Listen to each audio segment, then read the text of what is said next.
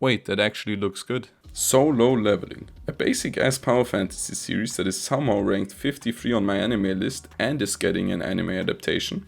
What the hell? How did that happen, you ask? And why should you be excited for the Solo Leveling anime? Well, let me tell you. The story follows Sang Jin-woo, our main protagonist, an E-rank hunter, meaning he's the weakest hunter in the lowest tier. Hunters fight monsters that suddenly appeared on Earth through mysterious gates.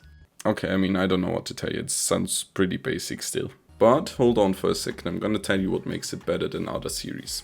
You know our main protagonist, Sang Jin-woo. He grows through his battles, through his struggles, his journey isn't easy and he doesn't become OP overnight. There's this slow progression that makes him feel like a realistic person. And personally I think that's a good thing, because I'm really tired of these main protagonists that get OP overnight and there's no progression anymore. Another strength for me is the hype that you feel before every fight, even if you know the main protagonist is gonna win. And it's still exciting to see how he fights and struggles through these battles. It's like a hype train that doesn't stop.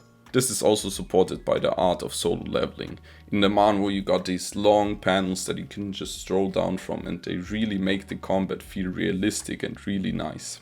There's no way you're gonna watch a power fantasy series and then not have nice animations for your fights. The combat is really top tier. And one of the biggest things is that the author doesn't force a harem here. Because while there might be a lot of girls around our main protagonist, he only chooses one. Now on to the anime adaptation. We don't have much information on the anime. We've only got a few trailers and a bit of footage. But what's gonna really make or break the series is the pacing.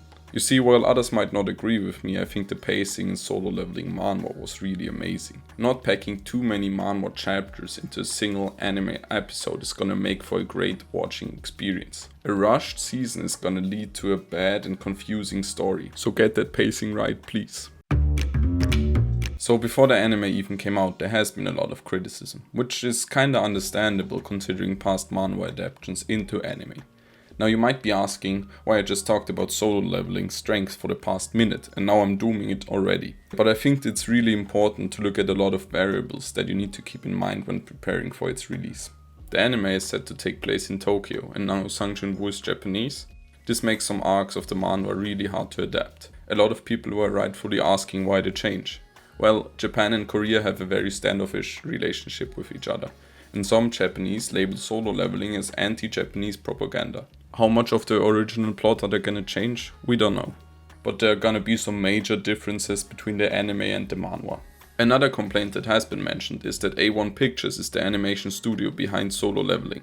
Now A1 Pictures is by no means a bad studio, but there might have been some better studios like Ufotable with series like Demon Slayer. They have produced some incredible action sequences and other visual scenes. This style would fit Solo Leveling perfectly, where the fights are a crucial element. So the main argument is that Solo Leveling is better fit with Ufotable instead of A1 Pictures. Lastly, in the past we've seen some manhwas being rushed with their storyline. Looking at you, Tower of God.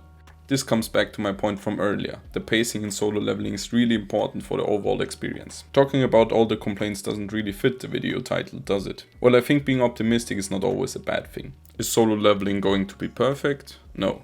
But A1 Pictures is not a bad studio. And while the story might not be perfect with the Japanese changes, it could still be a good anime. And who knows, maybe studios have learned from the past and in the end it's our decision to watch the anime.